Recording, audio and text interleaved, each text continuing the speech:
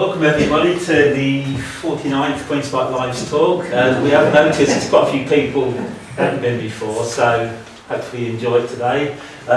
Basic rule is that you're allowed to sort of ask questions and make comments and butt in, interrupt whenever you fancy throughout the talk, especially when my brother's doing this bit. A few little housekeeping things. This is the fire exit, and if there's a fire alarm, we meet across the garden across the road. If this ends on fire, we have to go out the back, round the church, and meet in the garden across the road. And there's two sets of toilets, one on the left out there, and one straight ahead through the vestry. So the talk today is about Midland Road. We actually did one last week in Brighton Road Church, and over 70 people turned up. And this is a slightly more detailed version of what we've already done. So hopefully you'll all enjoy it, and like I say, feel free to ask questions, make comments, because that way we find out a few other things that we didn't know. Okay, so I'll hand over to Morris. I'll be doing a bit in the second half, and then it'll be back to Morris later on, yeah? Okay, yes.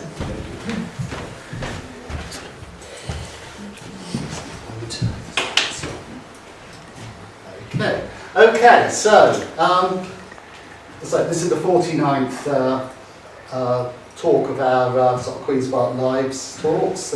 We've been doing 5 a year for the last 10 years.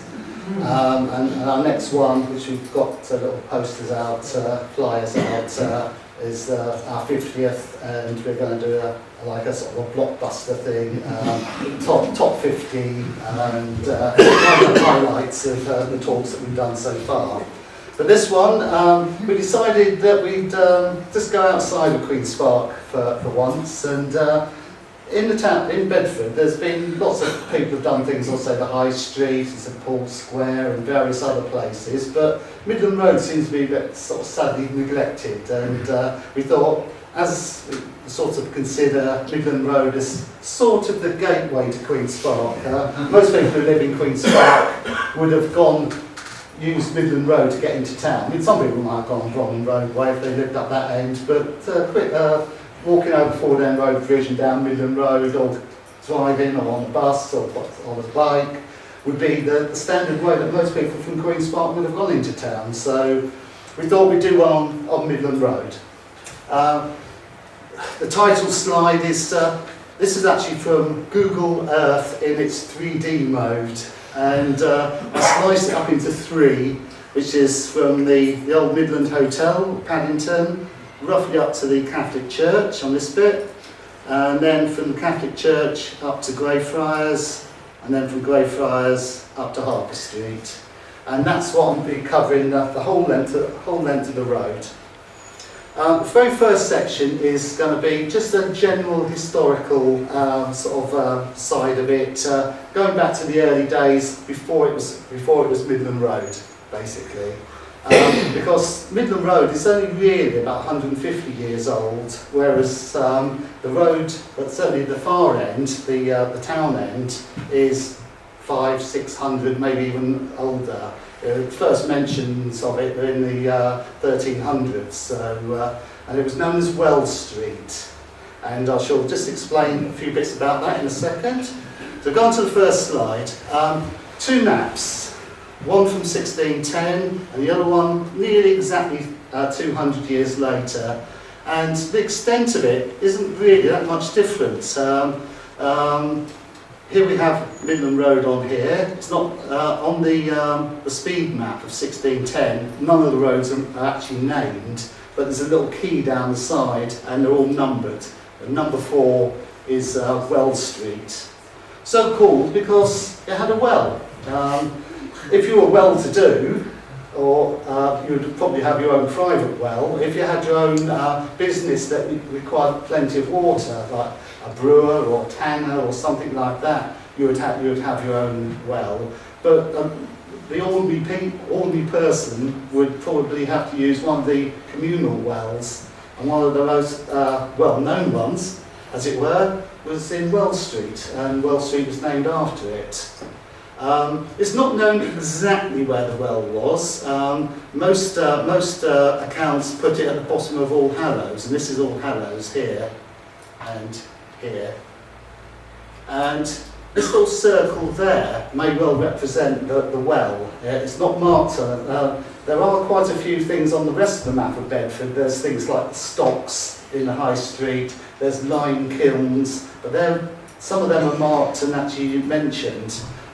This little circle isn't, and there's not a 0 and there's not a 0, so I'm got a lot of feeling that that may well be a representation of where the well is. It's certainly next to all the main sets of houses. Down here you've got Horn Lane, here and here, and this is what's now River Street. On this map here it's actually marked as Water Lane, it's now River Street. Beyond, this is the edge of town, and it was the edge of town 200 years later. The town hadn't really expanded in that direction at all in those 200 years. And beyond that, it was always known as 4th Street because it led to, it's not exactly a village, it was a sort of a hamlet or group of dwellings at Bedford Ford End and Midland Ford End, which were also went under the alternative name of 4th. So 4th Street was it was probably just a dirt track leading from the edge of town over towards Ford End. I'm just going to go on to the next. The other thing to notice is there's a little stream and a little bridge passing across Midland Road, goes through a little zigzag through gardens, and then another little bridge on Horn Lane. This in some ways is slightly important later on in some of the things I'm going to say later on. By 1843, again, this is Well Street. A few extra little bits, it's expanded very slightly, and one of the things that it definitely expanded is the gasworks. Bedford's very first gasworks, which dated from 1833, was built just off of Well Street, and it's actually roughly where QD's car park is now, where the car park is at the back of QD. Other major buildings have been built by 1843, including the earliest parts of the modern school, mainly on Harper Street, but also going down the side, and the Harper Girls' School, which became incorporated into Bedford Modern later on, but that was built in 1840. This is a photograph from the Harper Street junction, looking west, and there's not a single one of those buildings that still stand. None of those have all been demolished at some point or other. Going on to the next one, this is a map from the mid-1850s. Again, not much difference. This is what's known as the gas map. It was a map produced by the gasometers. The gasworks is actually enlarged by then, and this is produced by the gasworks this is all these lines going down the streets. They're the gas pipes, and so the gasworks actually knew exactly which pipes are going where. There's a photograph of the original gasworks. As far as I know, it's the only one. I've never found anything else, any other photographs of the original gasworks. And this one is just an old building. It's actually at Maltins, an old Maltins. It was one of the oldest buildings in the street at that time, and that actually is where that eventually became the Sainsbury's building, the half-timbered building, which is now part of Marks and Spencer's, opposite W.A. Smith's. But that was the original building. That was demolished in the 1920s to make Sainsbury's, and then it was taken over by Marks and Spencer's eventually. Up until then, as I say, it was just called Well Street, and it only just went past River Street. Then the railways arrived. In the first railways went into St John's, but that was really just a branch line to Bletchley and then into Euston. What Bedford really needed, or what really sort of made it take off, was the north-south route into London.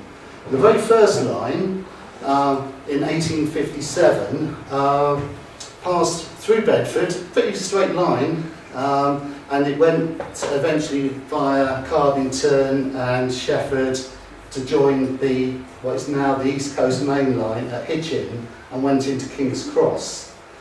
When the railway was actually built, they didn't build a station specifically for them, and they had to make an awkward manoeuvre into Bedford St John's station because their line was east-west and this line was north-south. You had to go in and then back out again, which was a bit awkward. They also had to share the line with the company that owned the main line into King's Cross, and they had to pay to use that line. Eventually, so 2 years later, it was decided most of Bedford north of the river was more developed than south of the river, so they built a station with the old. How many of you remember the old Bedford Midland Road station? Yeah, most of you. So this is the station. When it was built, when this line was built, Broadway Road was considered to be busy enough to warrant a bridge. The southern end, which was say just going to just a few farms and a few cottages out to the west of Bedford, that just got a level crossing. And this photograph here, which is from about 1860, is the earliest one of Bedford railway station, and it would have been taken from or near the level crossing. The level crossing would have gone where what's now Midland Road would have gone straight across. The bridge was built next to it eventually. Now, the gasworks needed to get coal to make gas, and the coal had a tortuous route. The coal originally came from the Durham coalfields, went on colliers down the east coast usually to King's Lynn, occasionally to Wisbech, and then was loaded onto smaller vessels that went up river to Bedford. Obviously, there was time it had to be done at certain times of the year. In the winter, it generally wasn't possible to do it, so it's only really when the weather was decent and the flow of the river was good that they could actually get the coal there. With the arrival of the railways, you could get coal from the much more nearby coalfields, Leicestershire, Nottinghamshire, Derbyshire, South Yorkshire. So the river traffic for coal pretty well stopped. In fact, it did really basically stop in the 1850s, early 1860s. And the gasworks moved from their site in town out to the present site just by the bridge here.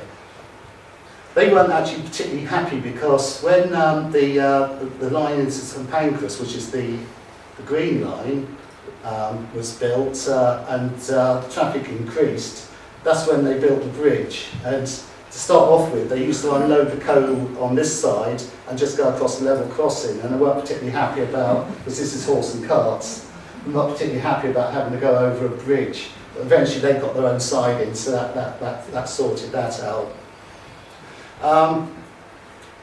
That meant that very shortly after the station had arrived, and you'll find it on most of the railway stations on that line, the area around it, or the road leading to it, was called Midland Road. There's the Midland Road Luton, there's Midland Road Wellingborough, Kettering. Most of the stations along the line have got a Midland Road. So this end of what is now Midland Road was called Midland Road. So Midland Road went from the railway station nearly to River Street, and the rest of it was Wells Street. Now, obviously, that causes a bit of confusion. You've got a long road, fairly straight road, but it's got different name. It changes name halfway along. And in 1881, they changed it to Midland Road all the way along. The 1881 census, which was in the spring of 1881, it still come under Wells Street. But by the end of 1881, looking at adverts for businesses, all the Midland Road ones were all V-numbered, because the numbers then started at Midland Road, started at 1 or 2 at the Harper Street end. And on this map, 1884, Ordnance Survey map, pretty well all of the south side had been built up. All the little streets, from Freeman Street to Costing Street, they were all built in the between 1860 and 1880. And most of the northern side was also built up. There was only one area left, and this is this big field here, which was the Gibbons field, or the Harris's field. Here is a photograph of the last bit left, with some cows in it. Make a note of this house here in particular, because I shall be talking about that later on, and I'll test to see if you've taken notice of this one. We've got this house here. The bridge, Fordham Road Bridge, would have started roughly there. And this is one of the oldest cottages up the far end of Wells Street. It's called Horse Farm Cottage, and that's actually on the site of what eventually became Kelly's Milk Bar, was now H. Samuel's. And that was demolished in the 1880s to widen All Hallows. There's a gap between these buildings here is All Hallows.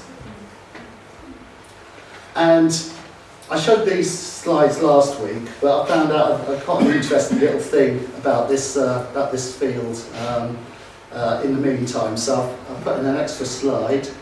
Here's another picture, probably taken the same day. I think I recognise the cows. Certainly recognise the buildings in the background. And 1876, on this field, hopefully they got rid of the cows and any manure and whatever, they actually had a big fete on it, and one of the star attraction was 22 one-armed and one-legged critters. Having found the advert in the local papers, and on Tuesday I was having a look in the Heritage Library at the actual papers, and I found a report in the Bedford Mercury the next week. When I looked at it, the writing was very, very small, and I thought, does that say what I think it says? So I thought that the chief attraction advertised was a match at cricket between 20 one-armed and one-legged players. And I thought it said, which proved rather a lame affair. In fact, what I've done, having enlarged it, in fact you can actually see it's a T, so it's a rather tame affair. But I thought, when I looked at it, I thought, it doesn't say a lame affair, surely, but no, yeah, it didn't.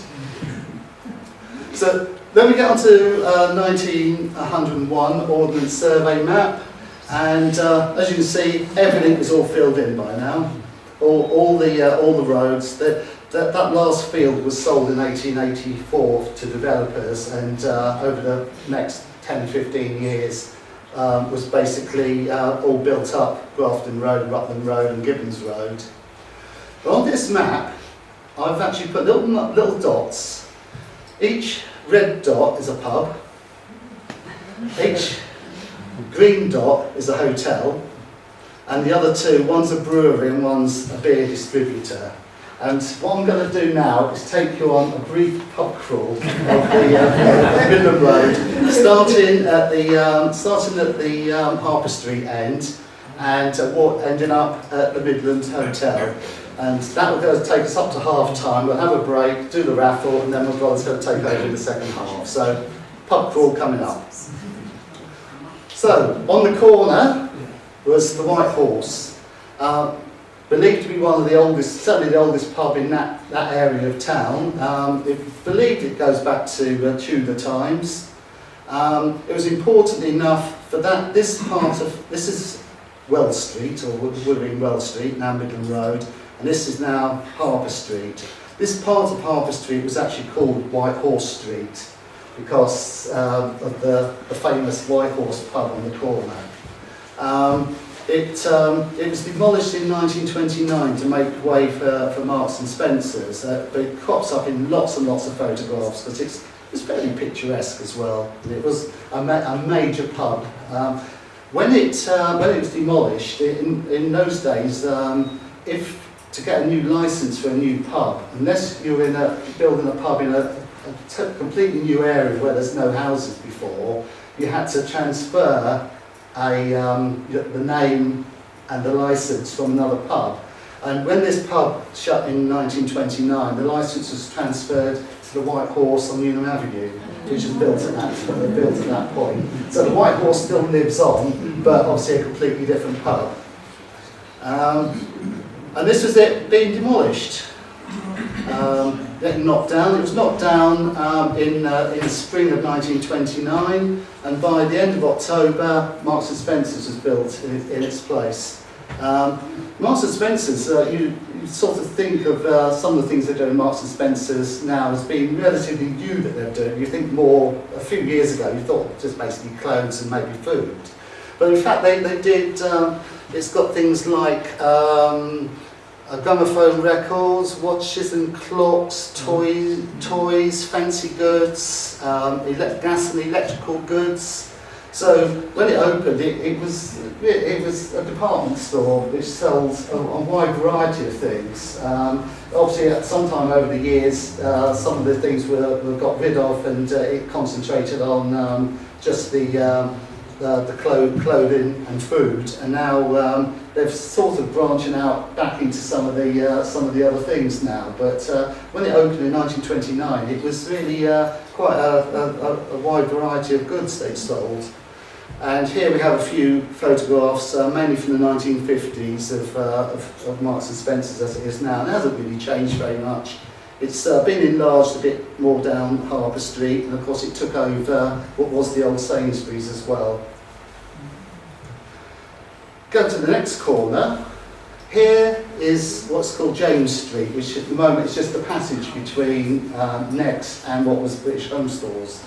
On the corner here was a pub called the Dolphin. This is a photograph of it. This is a drawing of it from the 1880s, and this is a photograph from the early 30s. It actually, the pub closed in 1913, and it was several different shops along the site. In this particular photograph here, in the early 30s, it was Grice's Confectioners, and both these houses were knocked down. You can just see FW Woolworths. This is the original small part of Woolworths, and Woolworths took over the entire site, knocked these two down, and built the extended Woolworths onto that site. You can also see we're at Halfords, and Halfords, actually there was several small shops on that site, and they were knocked down in the 30s to build the Halfords store there, which is on the site of where BHS is, and I should just come to that in a second. So here's a photograph from 1929. Grice's Confectioners was the unofficial tuck shop for Bedford Modern School across the road. And it's not posed at all, but there's a good selection of kids from Bedford Modern School enjoying their ice lollies by the looks of it. That's from 1929, and that's Woolworths in its extended form from the 1950s. And as I say, actually this was the original. This was the Sainsbury's. And on the corner, what was Halfords, 1937, it was enlarged again and became Green Shops Limited. And that thing I quite like about it, this is the advert for the opening of it in 1937. They had a cafe in there, and it was the New Wonder Cafe, and you're invited to inspect the all-steel vermin-proof counters. Some of the older bakeries and things like that presumably had rat or mouse problems, and with the old-fashioned wooden counters. So these have got all-steel ones. It changed to British Home Stores in the 1940s, and of course shut down very recently. It's quite a thing to say that it was originally Green Shops when it was Mr. Green who basically shafted them when he sold it on, and of course there were problems with their pension deficits and things.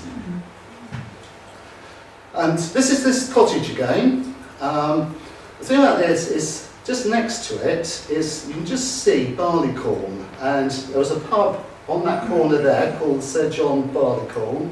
It was on the corner of All Hallows. It seemed to have a reputation of being one of the roughest pubs. It was also a common lodging house, and looking at reports in the newspapers from the 1860s, 1870s, there was always problems there, drunken disorderly women and all sorts of things like that. With it being a lodging house, it was inspected quite regularly and it always seemed to fail its inspections. And it suddenly shut around about 1875 and reopened as the Black Swan. And this is the Black Swan. And I say that was eventually knocked down in the 1920s and became Clifton's. I've got some photographs of Clifton's later. And it's now Costa Coffee on that corner. Go across the road, you've got the shoulder of Mutton. It's a photograph from the 1870s. It was reconstructed several times in this 1880s, 1890s, and this is how it finished up. And that's taken shortly before it was demolished in the 1960s. It looks complete. It was a very big reconstruction job.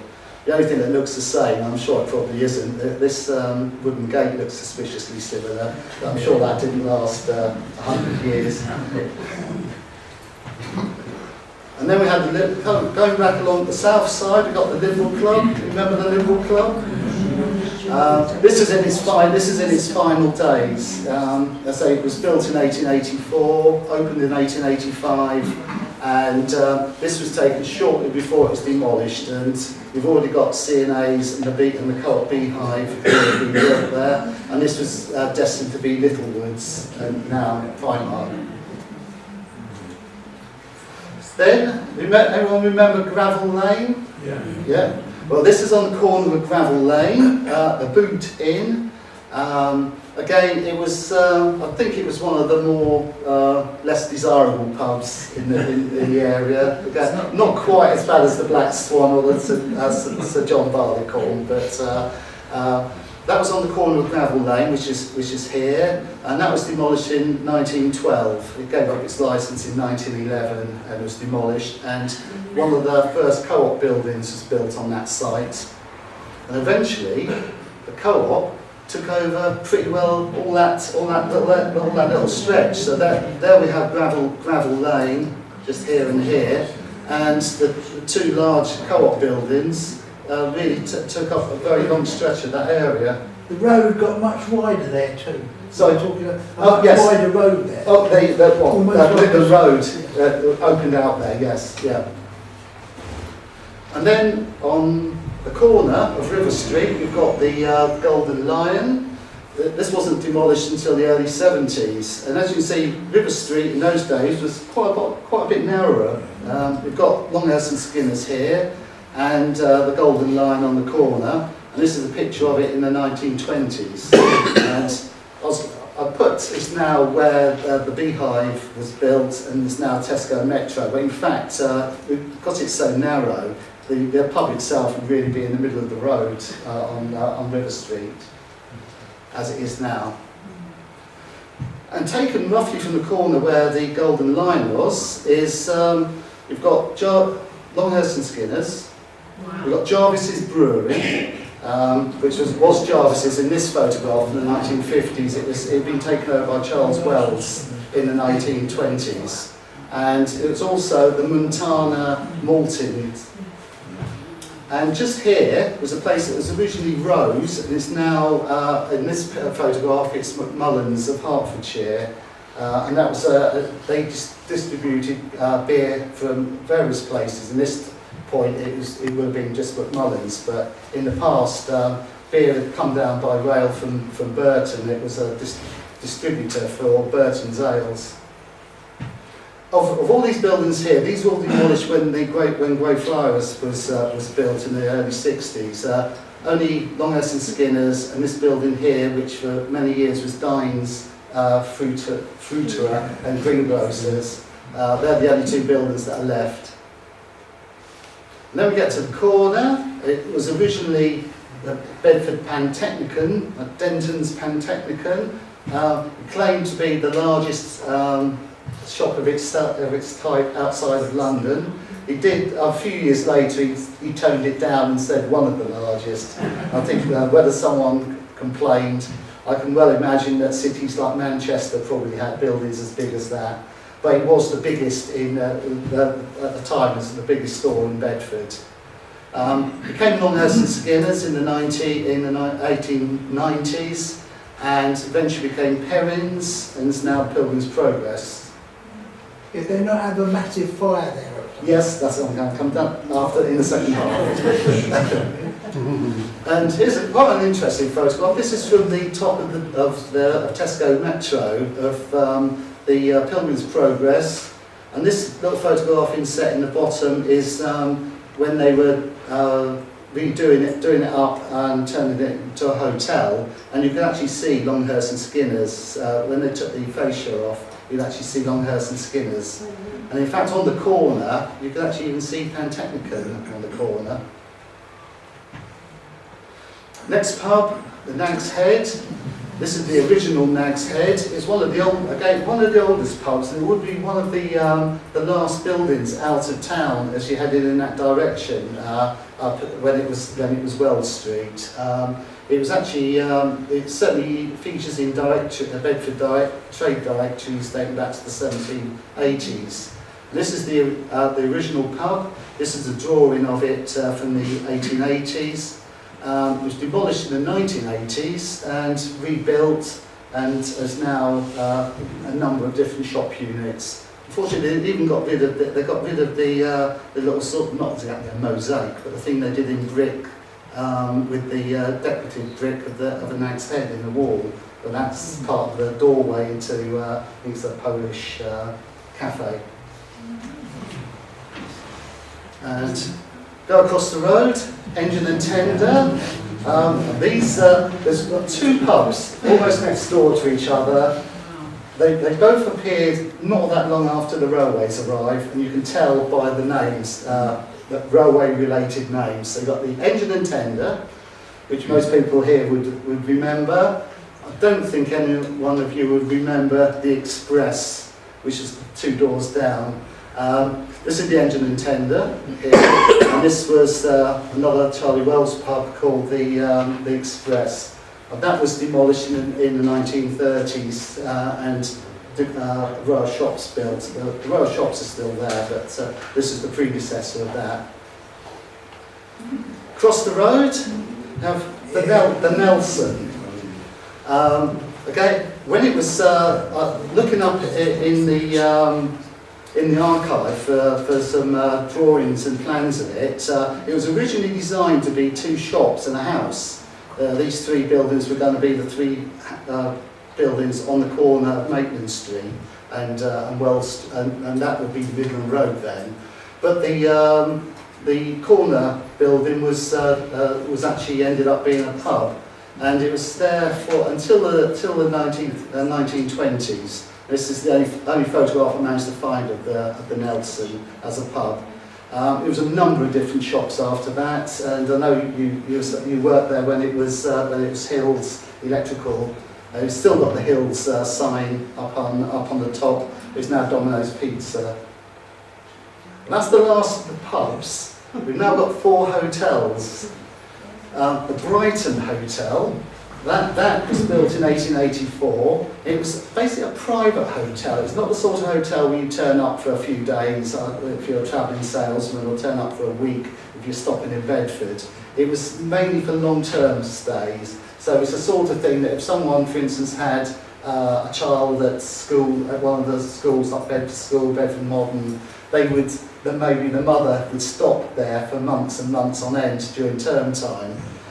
It was very rarely advertised. I haven't found a decent advert for it, and the building itself is almost completely hidden now. You can just about see it.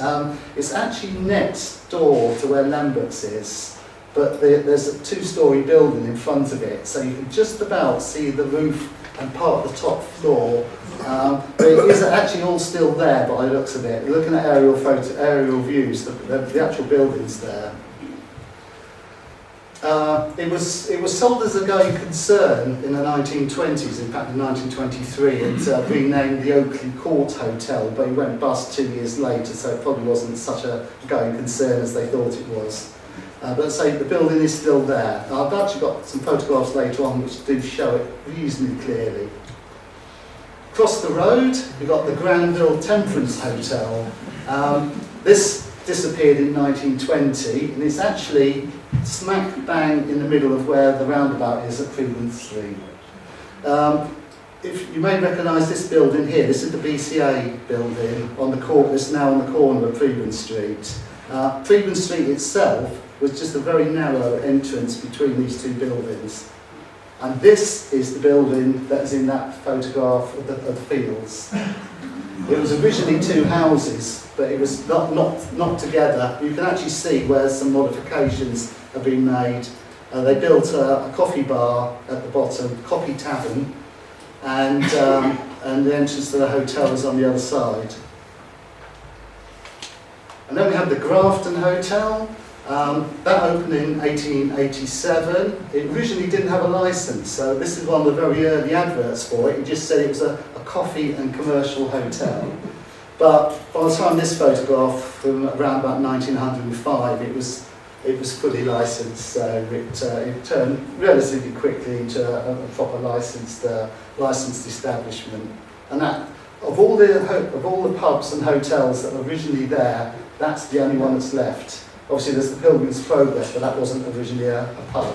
But of all the others, that's the only one that's still there and open as a pub. And then we get to the very end. We've got the Midland Broadway Hotel. This is the very first one built at that end. They got in very quickly because the railway station was built in opened in 1859, and by towards the end of 1859, they were applied and got a liquor license. So they were built within a year, well, basically the same year as the railway station opened. This is a photograph from around the Second World War with a Nissan hut in the front of it. And eventually, it was originally called the Midland Railway Hotel, changed its name to simply the Midland Hotel, eventually became the Paddington. It's now empty, but we've been told that it's going to be turned into flats. There's flats in there. There's already flats. I know. I've seen people in there. So. The car park's not there. There's flats all been built. Next to it, yes. Well, at the back of there was an old-fashioned spiral staircase, which was the dressing rooms for the theatre. Oh yes, The people on the stage. Well, you can actually see the back of the theatre in that But it photograph came there. down at the back of that. Well, that's the end of the first half. We're going to have a quick break now for there's tea available. We're going to do the raffle, and then as well as going to carry on the second half.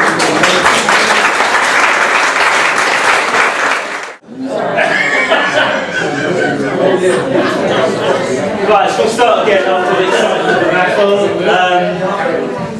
Basically, I've just got a little. So I've basically got a little 10-minute section. It's on the more significant buildings of Midland Road, and they're going to go back to Morris to look at some other aspects of Midland Road.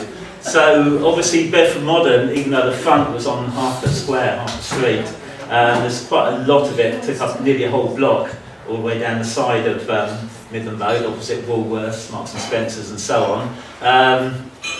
Morris and myself both went to Bedford Modern, and basically the pupils' entrance was actually through here. But if you were running a bit late, there was always a few monitors lurking at that gate there. They'd take your name and you'd be in big trouble, possibly get a cane. If you didn't have a cane, you'd get detention or something. So the best way, if you run a bit late, is to go in this sort of side bit up here, by the toilet block. You could sneak, and there was never any prefects or monitors there. But it did take up quite a large stretch of that side of the road, and there's very little left of it now, obviously. It's just that little bit next to Boots. It's the only bit remaining actually on Midland Road, on that corner.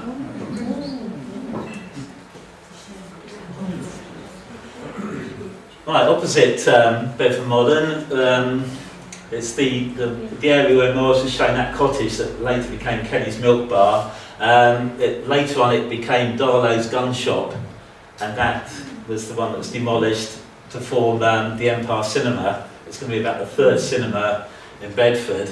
At one point it was going to be called the Palace, but by the time they got round to sort of building it, there was already one called the Palace that's on the corner of Silver Street and the High Street, basically where that new ice cream place is next to the lovely silver sculpture. It's quite interesting. You've not seen my talk about the statues of Bedford, you know, big time in that. It's interesting some of the signs there. First, what it says for the new Electric Palace Theatre, which is why they had to put this bit in the paper, saying that actually we're going to call it the Empire now because there is already a palace. But at the top, it actually says on this site will immediately recommence the erection of the finest electric theatre in the East Midlands, beautifully equipped and ventilated. So it suggests that some of the other cinemas didn't have a lot of ventilation, obviously a lot of smoking going on and sort of very sort of sweaty little flue pits basically. So ventilation was obviously a big thing in those days. Right, so the front of it was actually quite elaborate originally. It opened May 1912, and basically it wasn't really a film, it was a whole series of newsreels and documentaries, and it was always accompanied by a live orchestra. So it's quite a big sort of entertainment thing that you actually got sort of live music, and then there's sort of various newsreels, and it's the only way to actually see the news of the day. Obviously a lot of people maybe had radios, but if you wanted to know the news, you didn't just switch Sky News on or BBC 24-hour News. It was go down the cinema and check out what's been going on in the world. So this is an advert for the very first performance. They're really proud in 1912, a little bit later on that year, because they were the first cinema in Bedford to actually show the Derby. So it's been filmed and they actually showed it the evening of the race. A lot of the other cinemas showed it a couple of days later.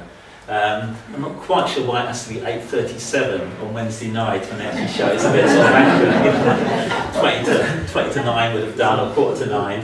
But presumably they timed it perfectly, and the reel would have had to come up by train, and someone probably legged it up Midland Road, missing all the pubs, and deliver it so they could actually show it. And they were really proud of that fact that they could show it on the day of the race. Now we sort of so used to seeing live sport, you just turn the telly on and it's there. You know, but in those days it was a big thing. The Talkies actually came in 1930. Obviously before then, various cinemas in London and bigger towns, cities, would have had it a year or two before. And this was the very first talkie film, and you can see it's a scintillating all-talking Triumph. And it was they were sort of really proud of the Western Electric sound system. They reckon it was a much better sound system than the other cinemas in the area had. Because she had the talkies, you could actually now show musicals. So it wasn't a lot of point sort of showing a musical if you haven't actually got the music to play that fits with the voices and so on. So that was the very next week, the Broadway Melody, and that's an old poster of the very first sort of musical that was shown at the Empire Cinema. Right, so that's the design for the front of the cinema. See, it sort of looks sort of quite grand. You've got the sort of bay windows sticking out, some quite fancy brickwork and stonework on it. Not quite sure why they decided to sort of get rid of the bay window, plaster it all white, and get rid of a lot of the features. It obviously looks a lot uglier than there. And these are sort of designs for when they actually installed the first neon sign down the front. That was the architect's drawings to sort of show how the sign was going to look. Right, it had a bit of a bad reputation, certainly in the 60s and 70s. It was known as a flesh and blood cinema. They only really showed X films, so it's either blue movies or horror films, lots of kung fu films, really badly made kung fu films. So it's no surprise really that in the end it sort of ran out of business. There's only so many X films you can actually show. So it rebranded as Granada 3, and it ended up being just a little small advert at the bottom. And it's Death Race 2000, which I seem to remember being a really awful film. So having rebranded just over a year later, it had the final film, which is Emmanuel 2, which I can't tell you anything about on this. Plus Voices of the Family, which I'm sure is not like a family-orientated film either. So it didn't last that long. That's how it looks these days, nowhere near quite as glamorous. I quite like the fact that the game shop does still sell DVDs of films, probably not the dodgy films that I used to have at the Empire.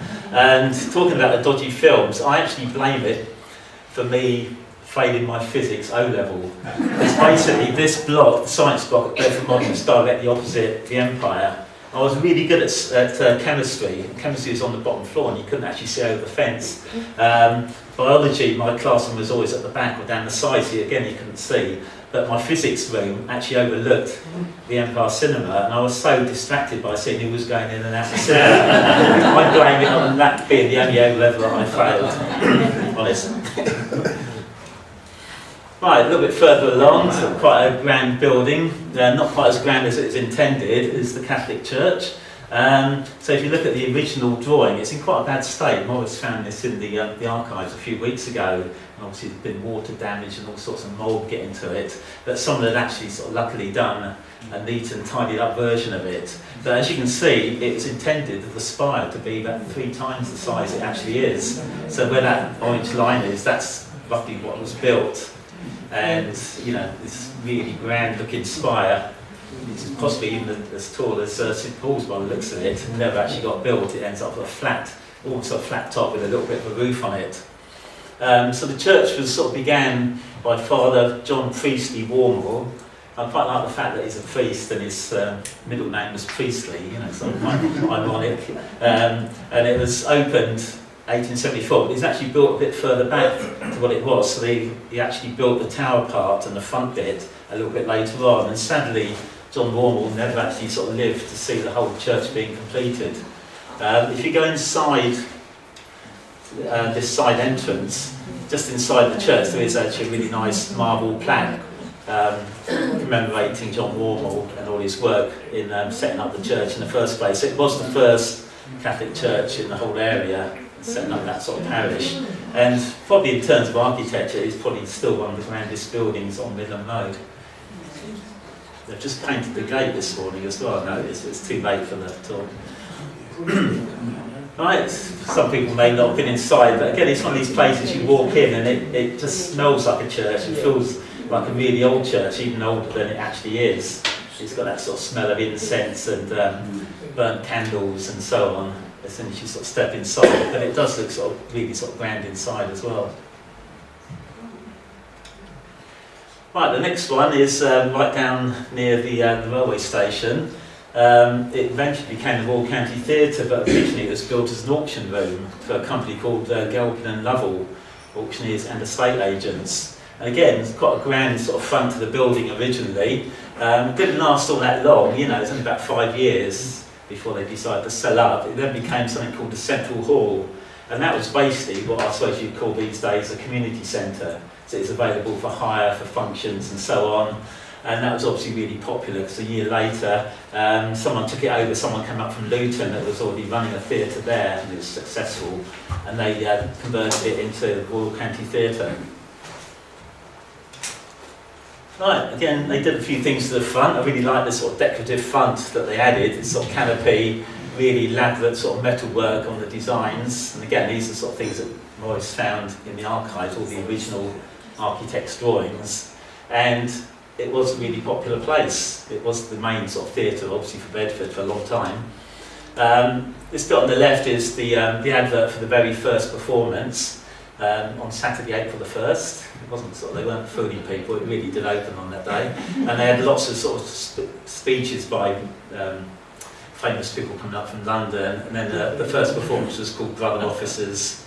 And then the following week, I mean the papers in those days were massive, you know, I sort of got it out and it's like really huge sheets of paper, and this actually took up nearly a whole page, just sort of a write-up of the theatre and describing every little bit of it and really raving about it, and from then on it became really popular.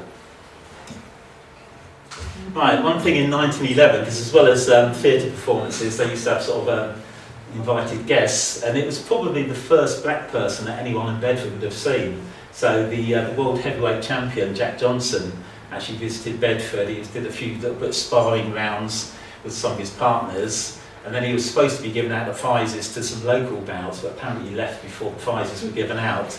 But yeah, like I say, it's a very multicultural town these days, Bedford, but that almost certainly would have been the first black person that most people would have seen around the town.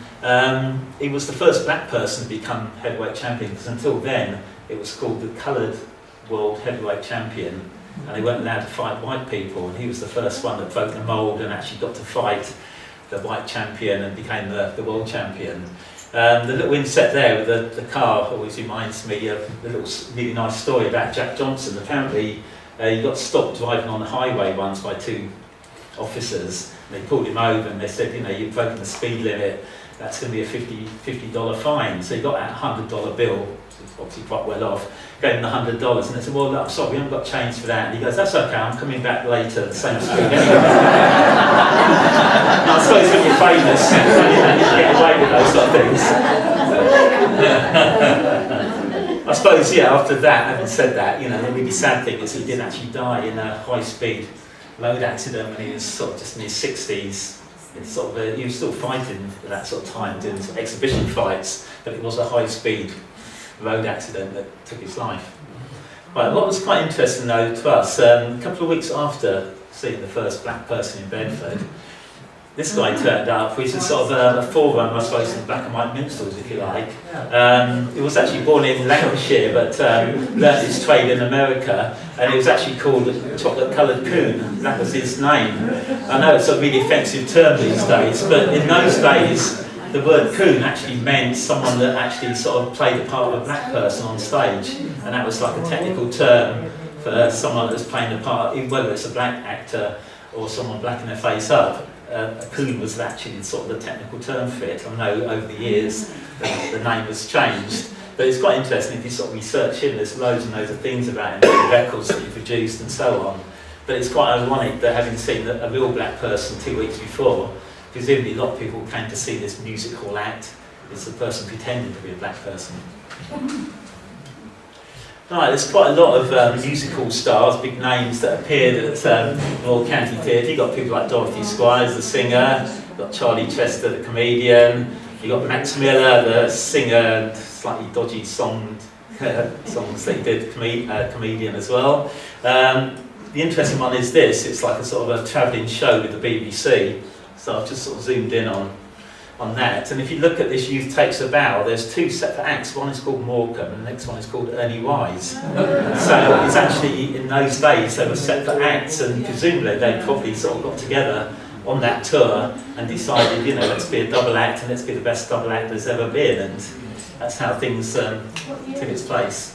I think this was 1940s, a lot of these were sort of 40s, 50s. And around about that time, a little bit like the Empire, they started having some quite dodgy shows going on. It's great that I get to do all the rude bits of this.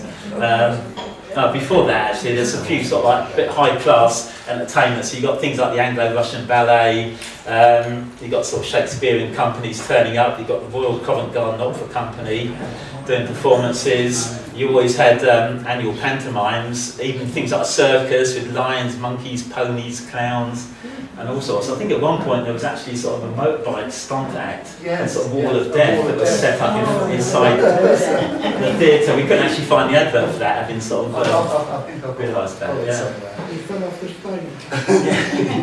The wire broke. Yeah, but like I say, in between all these sort of quite high-class acts, there were also some quite sort of raunchy sort of shows going on, and things that are called tableaus. So they're actually allowed to have naked women on the stage as long as they didn't move. So you had people quite famous like Phyllis Dixie and Jane, who was like a sort of who started as a cartoon character and ended up as sort of like an actual woman playing that part on the show. And yeah, just some of the sort of suggestive language in it. You know, most of these people didn't have any clothes on when they appeared on the stage. But the thing is, they could do it as long as they didn't move. But a friend of ours, his dad used to work in the theatre as a young lad, and they'd found a pet mouse. And so every so often they'd let this mouse out across the stage, so these naked women made a sort of hash for it. The only other story I've got from him, he used to come to the talks. He's been quite ill lately, that's why he's not been coming. But the other good thing that he told me was that one of his jobs was if they had a matinee performance, he'd have to go around and collect all the programmes that had been left behind, iron them, and so they could sell them again for the evening, so make a few extra bob on the side. Right, sadly 1960 they had the last ever play because the sort of audiences started going down. I suppose by then lots of people were getting television, there were a lot more cinemas and so on, so the live performance wasn't sort of quite so popular. So this was actually the last show they did, for adults only as well, so probably not quite so many naked people in that one, but it's ironic that that same week they actually had a big petition to try and save the theatre. It almost seems like they started out a little bit too late because it had already decided that was the last performance. The person that ran it was sort of setting up anyway, and despite having the mayor and various committees on side, it eventually closed about a year later. Right, after that, about a year or so later, it got converted to a bingo hall, and it's really popular. For weeks and weeks after it opened, there was sort of like huge adverts in the local paper where you could sort of sign up and sign your life away with a membership form. And again, probably a lot of people from Queen's Park would have nipped over the bridge to try and win a few bob at the bingo. Right, when that closed, it then became the Mount Zion Pentecostal and Apostolic Church. Try and saying that after you've been in all the pubs and bars. So it's a little bit of a mouthful, but again, it seems to be a really popular place if you go past on a Sunday and certain days of the week. I think the Wednesday there's big services on. Certainly if there's any funerals, the whole place is sort of heaving. At some point I'd like to go inside just to see what the inside looks, but I think some of the stage is still actually We were there. fortunate enough to go in there last fortnight ago. Yeah? We managed to get in to look around. Oh, brilliant, yeah. 'Cause it's not normally open during the day. Well, they kindly let us do. Oh, brilliant, yeah. And it's the stage and that's still It's there. still there. Yeah. The theatre is still there. Yeah, I did hear that, you know, the seats and everything is like sort of the layout, you can actually still recognise it as being a They've form changed of the theatre. purpose, but the building is still there. Yeah, that's nice when it happens, isn't it? Yeah, brilliant. I've got some photographs I'll let you have of the inside. And of course, World War II suffered, did it not? Oh, that's it. I think that's in Morris's bit right at the end. Okay. We're leaving the bombs to the end, but yeah. That's it, yeah. Morris gets to do the bombs, I just get to do all the... Was it a nightclub for a while? It was a court school. Yes, there's a court school, there's a dancing school, and roller skating and all sorts, just in this, a bit down the side. It was a dance school, but that was the area where those double doors are. Yeah. Oh, that's it, yeah, just down the And then the side. theatre all moved into one. That's it, I was going to put the court school of dancing in, but because it's not quite in Midland Road, I thought I'd better leave it out, because we've got enough to talk about as it is. Right, so I think that's my bit over. It's actually Yeah. called the other. Oh, I was there. Pretty much.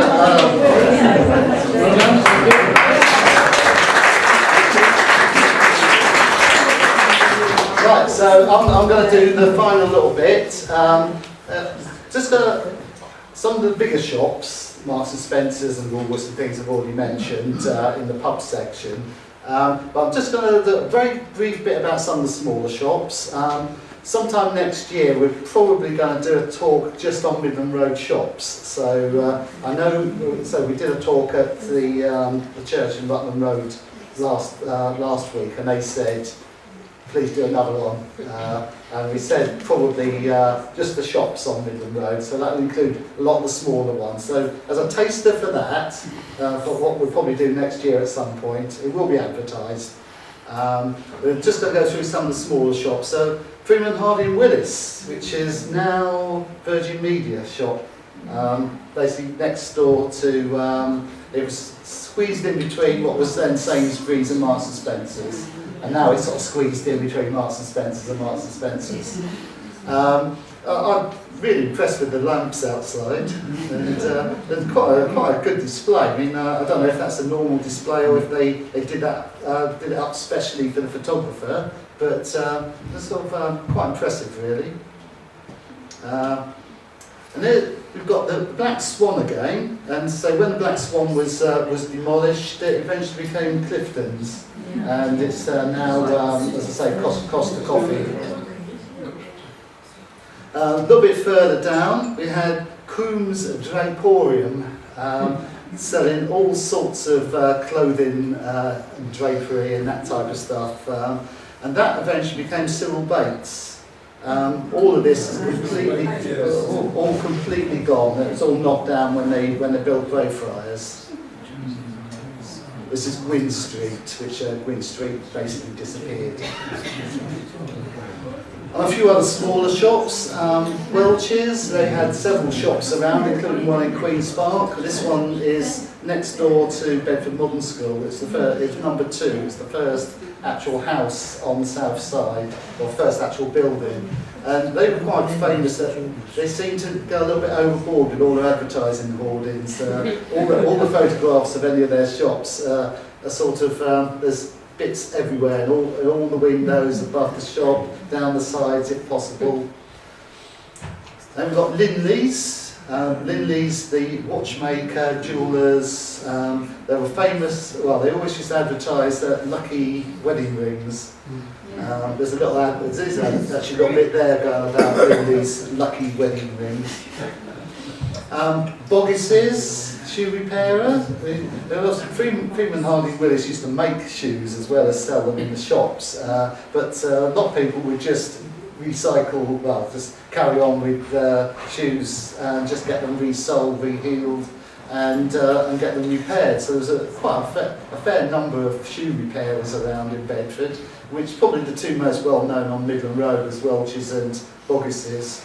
And Boggis's was opposite the Cyril Bates. And there was a selection of the normal sort of butchers and bakers, and there we have Armston's.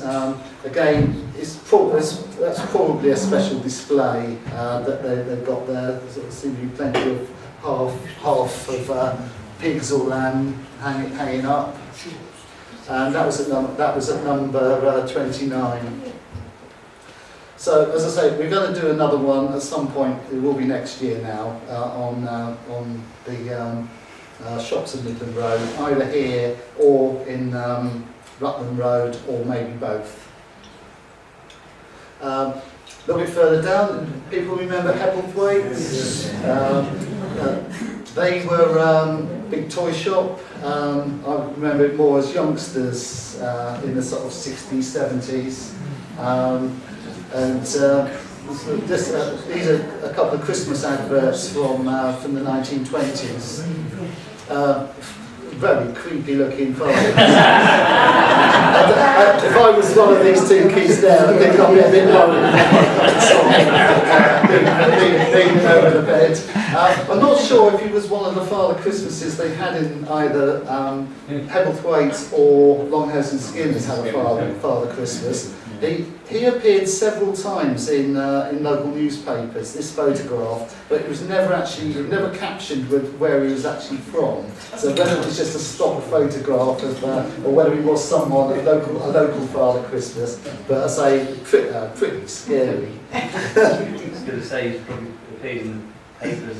Have you seen this man? Yes. Keep it away from your kids.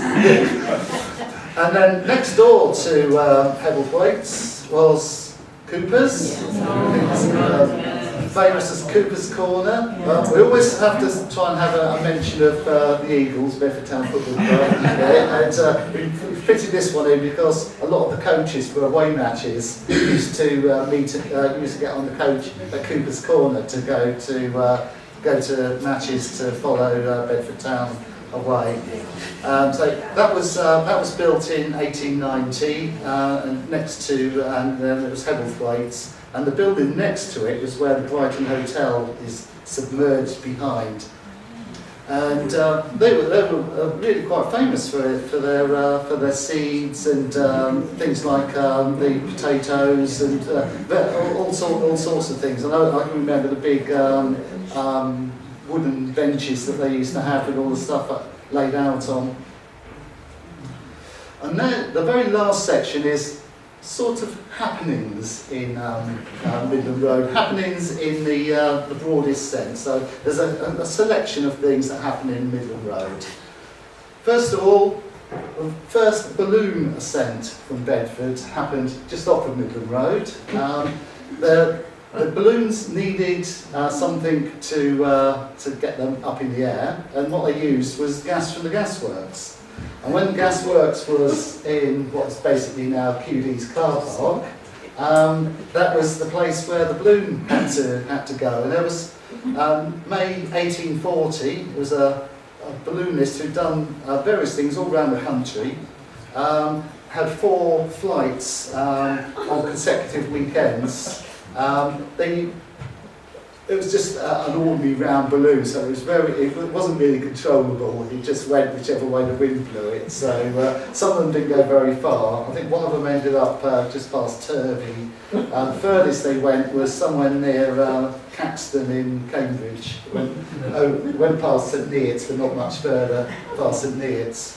The interesting one, the one that went as far as St Neots, was they had a cat in a basket on a parachute that they, as it rose above heading east, it apparently rose a bit quicker than they thought it was going to. It was already quite high when it went over St Peter's Green.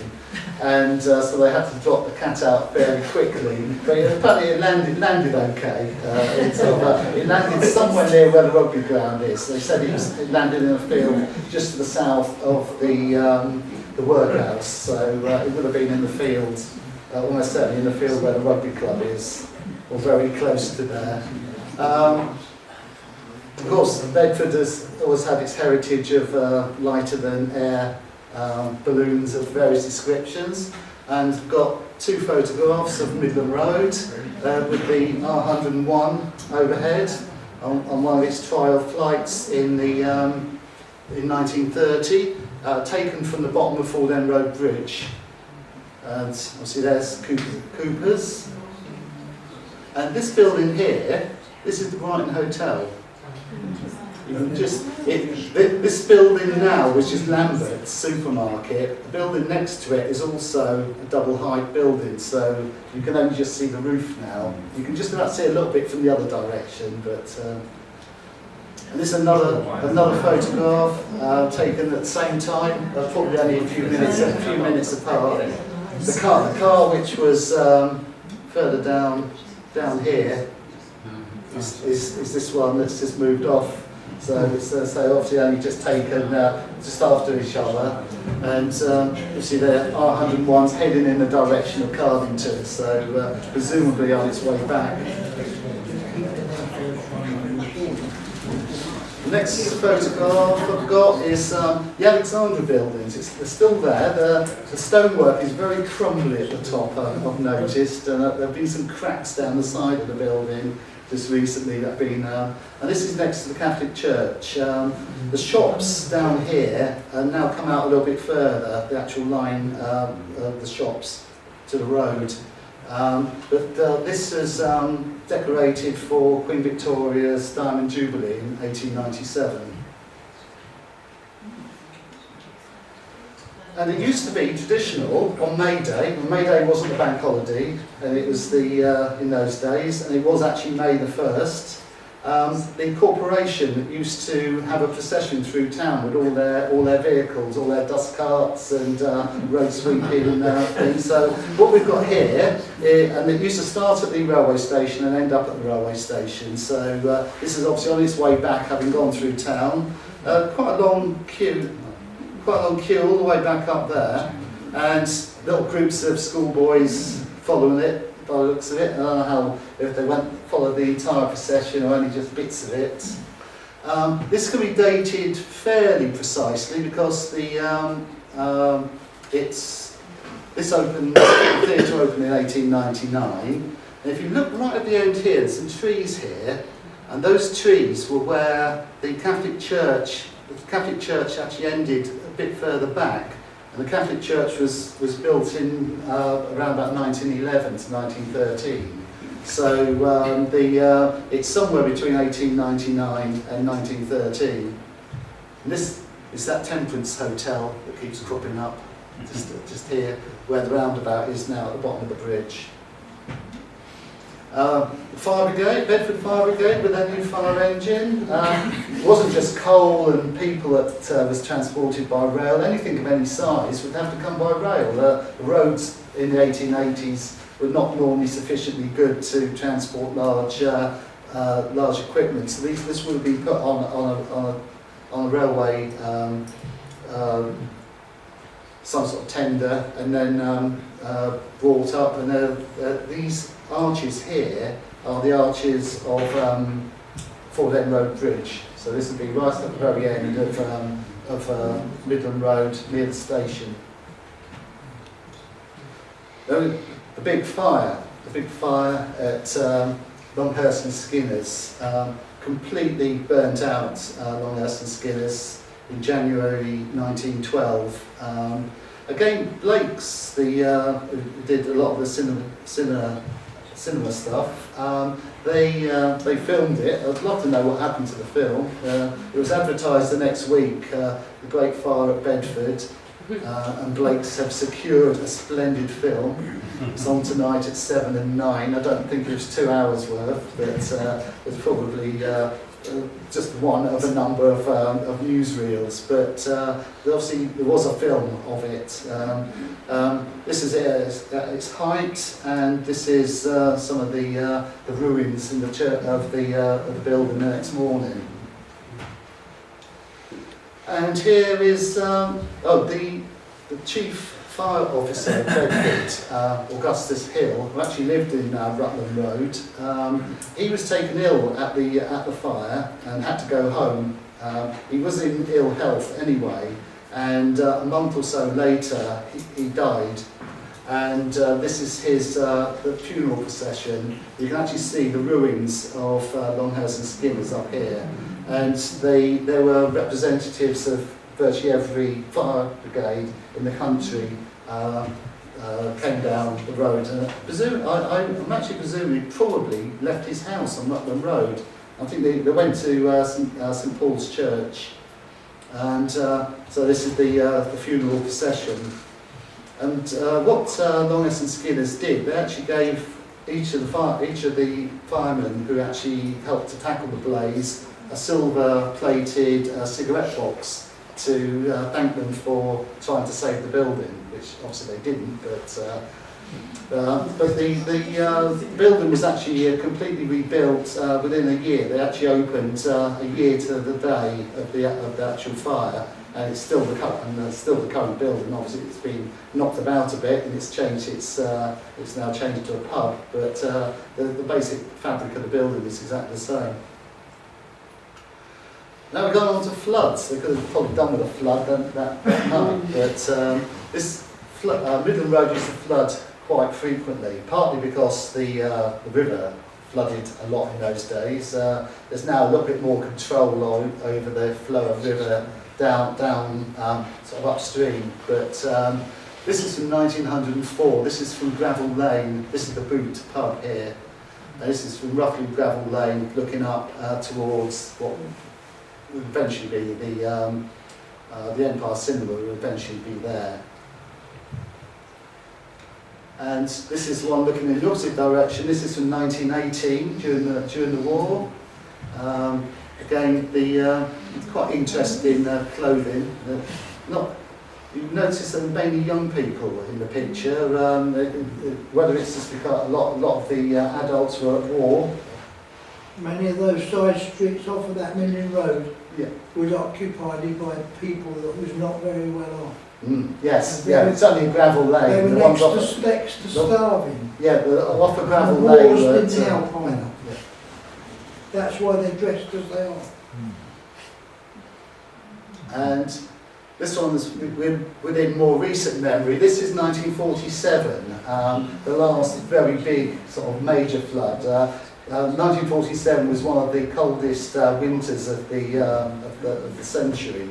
That one in '62, and there was 3 sort of 6 to 8 weeks of almost constant snow and frost, and then suddenly in March 1947 there's a rapid thaw, and large areas of the country were flooded, and Bedford was quite badly affected. And these are all photographs from 1947 of the flooding along Midland Road.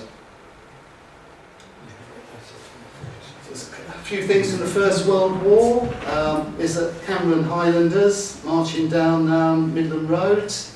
Dog doesn't seem to be too impressed. Maybe it's just the squealing of the bagpipes that looks like he's about to have a go at the kilt. And here's one a little bit later on in the war, towards the end of the war, the passing the White Horse. They actually look as though they're having a few problems with crowd control in that one.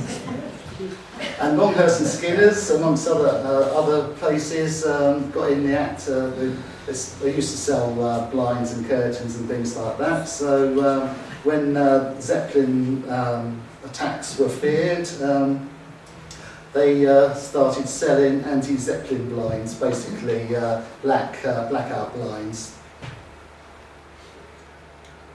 And then we move on to the Second World War. This was taken a couple of days before war was declared.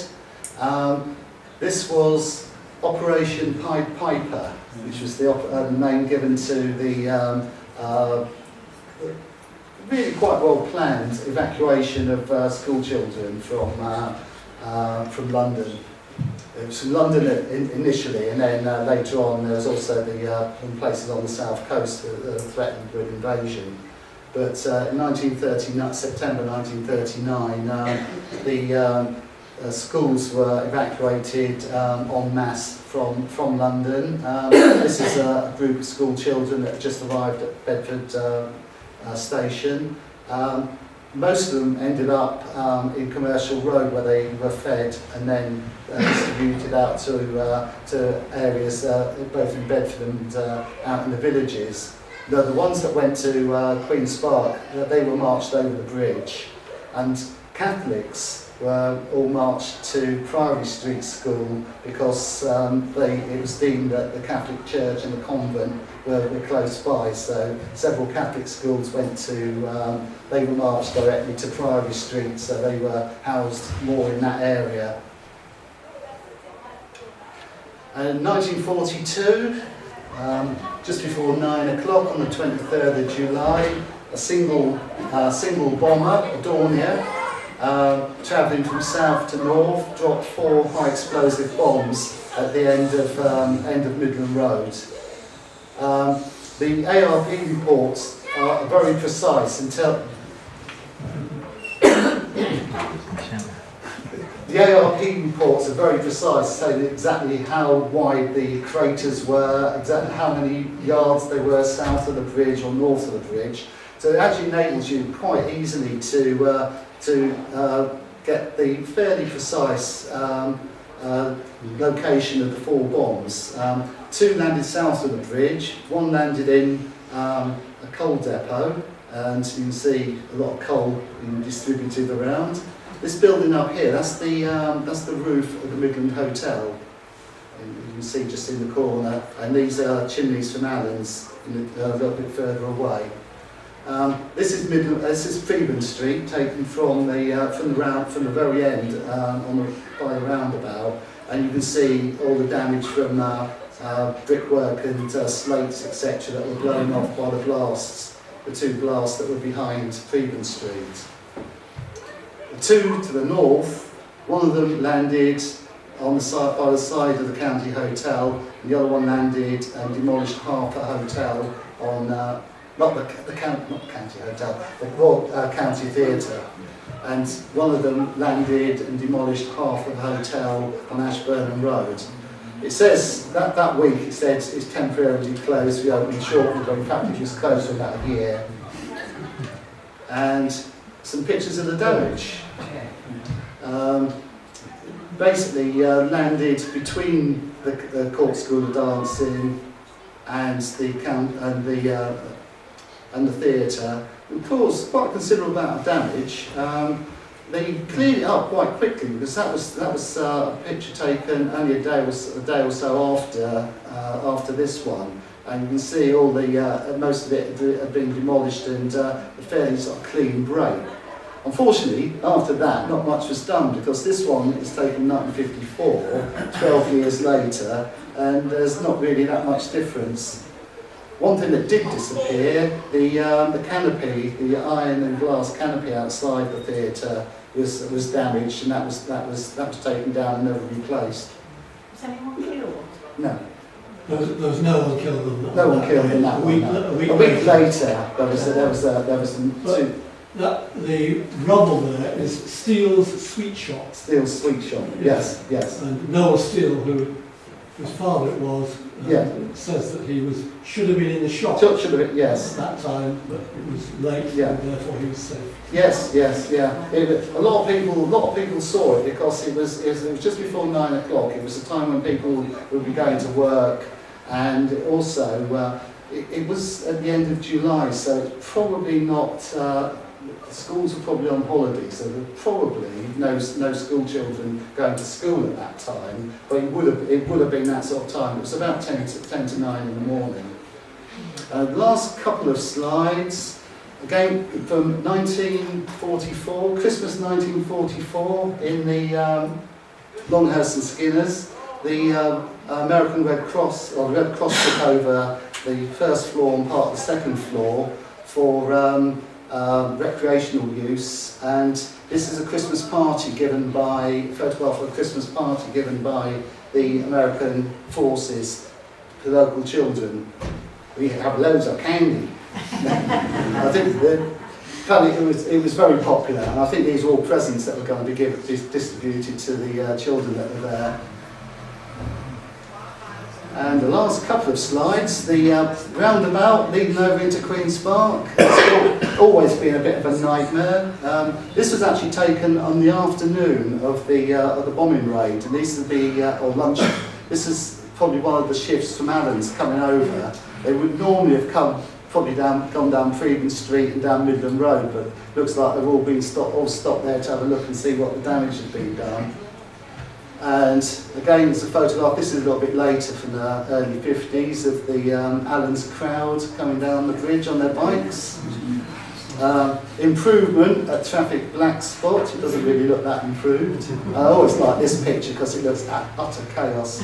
And it's not a very good roundabout because it's got this sort of 5 different things off of it, and there's always problems there. So I wonder that there aren't more accidents there. But there's people going in all directions on that one.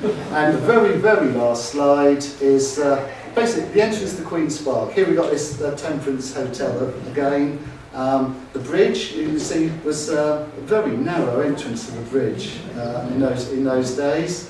And all of this was all demolished around 1920 to make the roundabout and to widen the entrance to the bridge. That's the post office general office. That's where the post office is now, off to the right there. And that's the last slide.